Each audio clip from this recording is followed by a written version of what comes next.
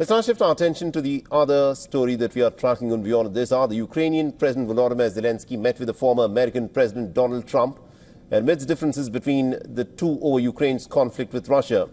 As the two stood beside each other before the meeting, Trump said that he'll work with both Ukraine and Russia to end the war. Now, Trump also praised Zelensky, but at the same time said that he also has a solid relationship with the Russian President Vladimir Putin. Listen in. And so I appreciated that. So we have a very good relationship. And I also have a very good relationship, as you know, with President Putin. And I think if we win, I think we're going to get it resolved very quickly. I really think we're going to get it resolved. I hope we have it. Now, speaking to the reporters at the Trump Towers, Zelensky said that he wanted to discuss his victory plan for Ukraine with Trump during their first meeting since 2019. And Trump this week accused Zelensky of refusing to make a deal to end the conflict. But today, before the meeting, Trump expressed his expectations for a good meeting with the Ukrainian leader. Now, Zelensky also met with Trump's Democratic rival Kamala Harris as well as President Joe Biden and presented the victory plan at the White House. The U.S. Vice President Kamala Harris, during her meeting with Zelensky, voiced her stance for Ukraine. There are some in my country who would instead force Ukraine to give up large parts of its sovereign territory, who would demand that Ukraine accept neutrality and would require Ukraine to forego security relationships with other nations. These proposals are the same of those of Putin. And let us be clear, they are not proposals for peace. Instead, they are proposals for surrender, which is dangerous and unacceptable. The President Biden pledged in a separate meeting with Zelensky that Russia will not prevail in the war that launched in February 2022, and also announced a more military aid worth about $8 billion for Kiev. All right, now to give us more updates on this, we're joined by our correspondent Susan Tehrani, who's joining us live from New York. Susan, the meeting between Donald Trump and Volodymyr Zelensky did happen.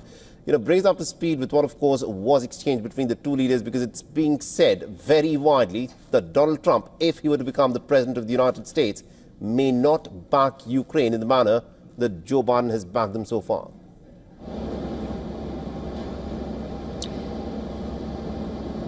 Yeah, there has been murmurs of that, notably when his vice presidential nominee, J.D. Vance, said that one of the reasons that the war continues is because of the amount of military aid that the United States is giving Ukraine.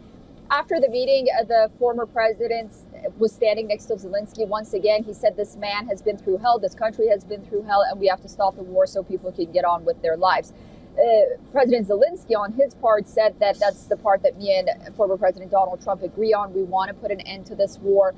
They said that they had a very productive meeting, but, it's yet to be sort of detailed out and clear what they exactly talked about and how much it matters really at this point. What's going to matter is who occupies the White House after November 5th. And Zelensky is sort of covering all his tracks. He met with Biden and Harris yesterday. Today, he really wanted to meet with the former president. There was some rumors that they wouldn't meet because Zelensky sort of criticized the former president in an interview, saying that he doesn't know how to end the war.